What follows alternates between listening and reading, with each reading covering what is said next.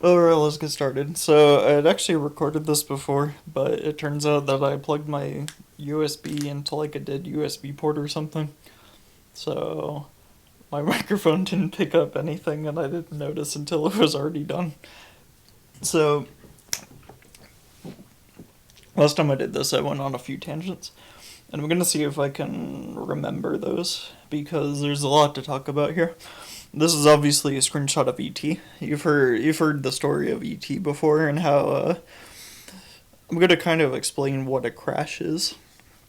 Because I'm going to make the argument, despite video games being more popular than ever and more profitable than ever, that we are well into a full on crash of the market.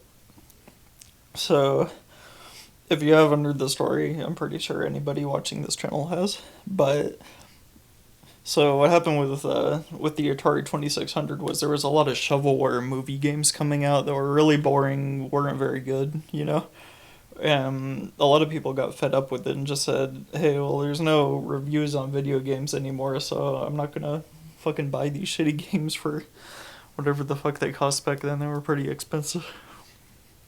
But what happened though was a lot of these companies ended up going out of business, and this has actually repeated itself several times. So fast forward to the 2010s, where there was a lot more games coming out in what's called the middle shelf, where not every fucking video game was Call of Duty or Assassin's Creed or whatever. You know, it wasn't like Madden or FIFA. It wasn't these mainline games. And if you look at the top selling titles currently, they're all fucking part of a franchise. So what you had back then though was a lot of companies making good games that weren't part of like this blockbuster franchise, kind of like we have in movies now. It's a similar problem, and the root cause is the same too. So the reason, if you haven't heard about movies, is like, let's say you take. I always say that John Hughes can't exist in movies anymore. Like, you can't go to Disney and say, "Hey, I'm gonna make a Pretty in Pink or Rally Girl or Planes, Trains, and Automobiles or Breakfast Club or whatever." You know, this is not gonna get greenlit straight up. So you have a you have people getting fatigued of these fucking franchises that can only recycle the same actors so many times before they have to put new people in. Because of that, you know, especially because movies cost like $60 to get into now. If you want popcorn and a drink, you know, it's fucking obscene. Like even the ticket prices are like $20 now. It's nuts. And a lot of people are like, well, I could go to the theater, or I could wait a week. It'll be on a streaming service. I can sit at home with my cheap popcorn, my delicious microwavable popcorn, and my bucket of Pepsi, and or a beer. You can even have a beer at home. And I'm gonna watch the latest bullshit movie, and I'm gonna get it for free because I already have the streaming service. So what the fuck do you need a movie theater for anymore? I must go to the theater like twice a year now. It's nuts. But video games have the same problem. You know, you wanna release Brutal Legend. You know, yeah, that's a throwback. Who the fuck's gonna greenlight it? You know, that's a lot of money you're putting on the line for something that is not a fucking franchise. And I'm going to talk a little bit about, because we're talking about the 2010s, I'm going to bring you to around 2010 actually. During the PS2 era, Sony decided we're going to buy up all these studios and have them make first party exclusives, and they'll be like the best games ever, you know? So they did that. They bought up like Insomniac, Santa Monica, and all these studios that they put on the PSP. This is a bit further ahead, but basically they made a bunch of games for the PS2, and then they came out with their excellent PS3, which nobody bought. Now, of course, in retrospect, you can say that the sales were great, but this is not the reality. You know what I mean? So what happened with the PS3 era was Sony was limited to how many consoles they could sell, and this is a mindset that has changed recently, where you don't want to sell to a single platform. You don't need exclusives to sell hardware anymore. What you need is availability of hardware, really. People are going to buy it in droves regardless. And at this point, you can sell the fuck out of it and not have to fucking worry about it. They will buy it more than you can produce it. So that's just not a problem anymore. And as such, you have seen more games, especially as Microsoft kind of kickstarted this, where they moved their games to PC. Because, I mean, they're developed on a computer anyways. There's no reason you can't make a PC port of your game. Like, it's not even a question. Of course, it takes effort, but you can do it. And Sony finally caught wind of that, and they're like, "Oh yeah, we don't have to limit ourselves to what few PS5s are being scalped right now. We can sell them to the whole PC market too, and make a shit ton of money. Wouldn't that be nice? What a fucking ideal concept."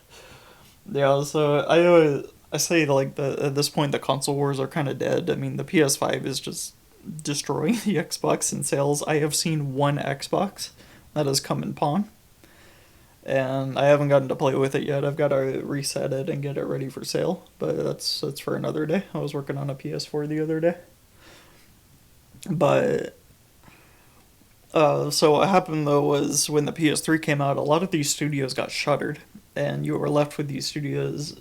You were really left with Insomniac and Santa Monica, and that's fucking about it. Like any studios making games every few years or whatever. And the PSP studios, obviously, when the Vita came out, those all got shuttered too, which is really bad. Like Mudahar from Some Ordinary Gamers said, Sony has this fucking little tablet, Why don't they have any games for it? I'm like, yeah, they would have, except they fucking shuttered all their studios that made portable games, you know? So now they've got like 3 left that make fucking games anymore. They actually, if I remember correctly, they shut down their entire Japanese like studio entirely and moved totally over to California. So Sony ain't doing too fucking well.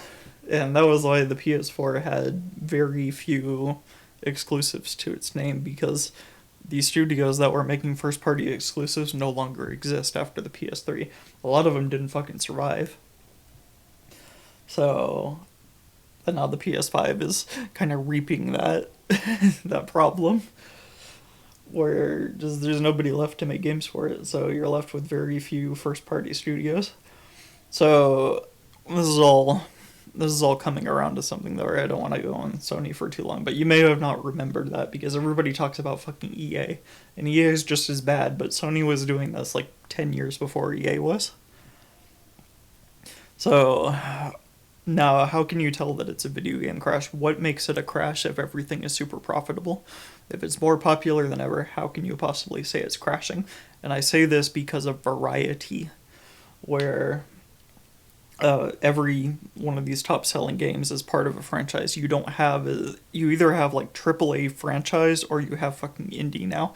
There is no in between. There is no Brutal Legend, and that's the example I'm gonna come up with, because it's really hard to think off the top of my head of these things. Now you've got AA, which is basically just AAA without the fucking budget.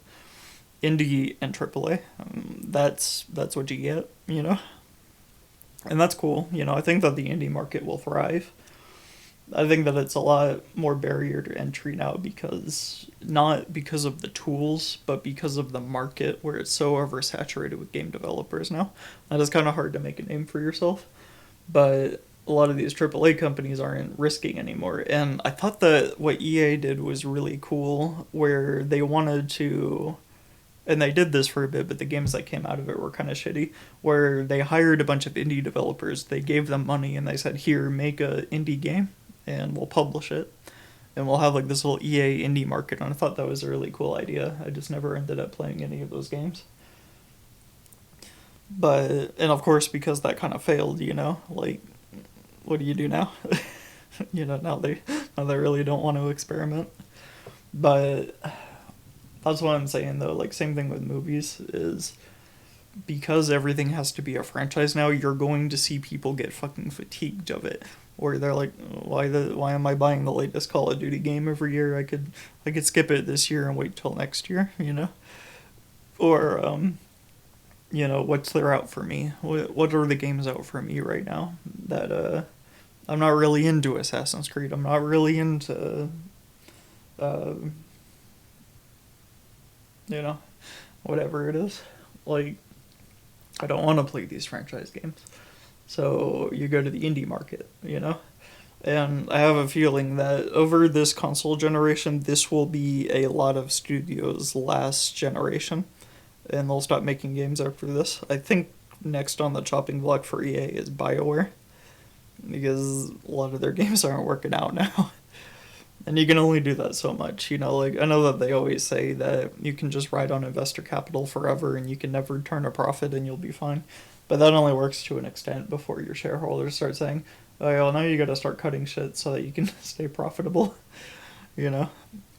And I think the same thing will happen with movies, where a lot of these franchises are gonna kind of die off, you know, and people will just stop going, and they'll be like, "Okay, well now we can't make money on these franchises anymore. What do we do now?" And there isn't. I kind of wish that there was more of an indie film scene, but they don't get a whole lot of exposure. I really want to see like more artsy, low budget films, you know. I don't know. Anyways, that's kind of what I really wanted to say about this. This is a lot shorter than my last video, but I didn't have to talk about so many things. But anyways, that's kind of what I'm positing is that video games are well in the middle of a crash, and it's probably just gonna get worse from here on out. So, you know, thanks.